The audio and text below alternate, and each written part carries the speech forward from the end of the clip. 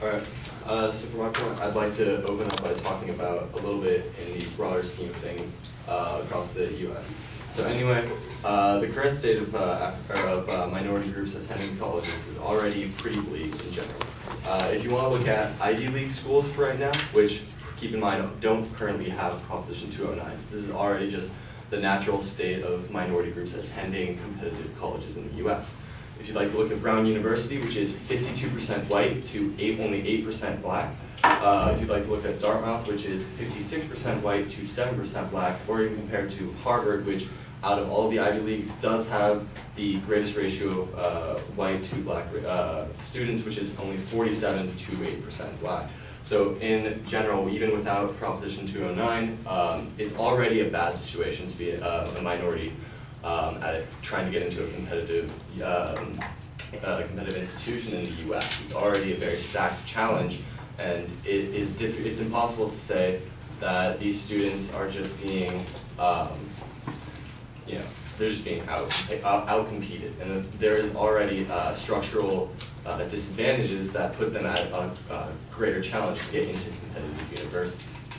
And then I would like to speak briefly about one of the points brought up by the affirmative, the first affirmative, which, to briefly summarize, they said that affirmative action basically acknowledges the differences between race and creates racial tension, which is just underlying it is untrue. And I would like to bring up a long quote that I got from Kimberly Williams Crenshaw and the African American Policy Forums from a series back in 2007 about the importance of pro-African American policies within the U.S.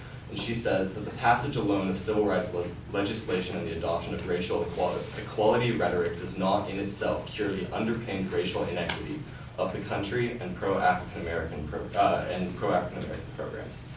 So these types of programs, such as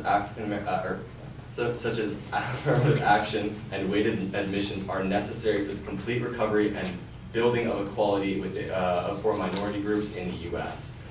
And then she also goes on to say, as an example, that society's adoption of this ambivalent rhetoric of equal opportunity and allow for fake proclamations of inclusivity to shade the real needs of minority groups. And as a quick example, she brought up that if some company wants to pretend to be equal opportunity while truly making no moves to actually support minority groups, they can do that and nobody can necessarily put them in the wrong for such actions. And so the reason that I bring this up is just to basically say that just if you want to say that our society as it is, just because we passed the Civil Rights Acts and just because we've made a lot of talk and made a lot of movements towards equal opportunities within the U.S., just speaking about it does not alone create equality.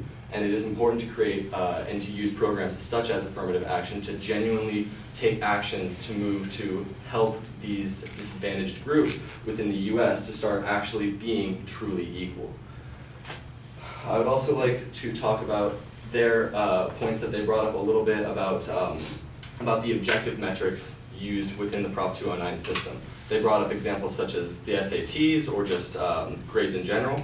And I have one point that I'd like to bring up about the SAT, which is that according to William C. Kidder at the UC Riverside, he says that due to standardized requirements such as the SAT 1 and 2 tests disproportionately supporting better advised and wealthier students, or in other words, non-minority students, UC campus's ideas of objective and colorblind requirements are inherently discriminatory.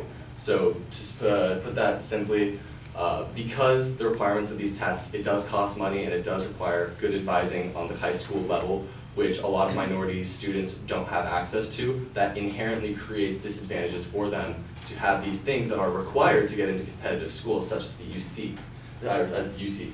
And then on the other hand, also, according to the Daily Californian, within structural inequities within the K-12 system disadvantaged minority students and creates skewed metrics which are partially to blame for the seemingly discriminatory admission rates within these groups.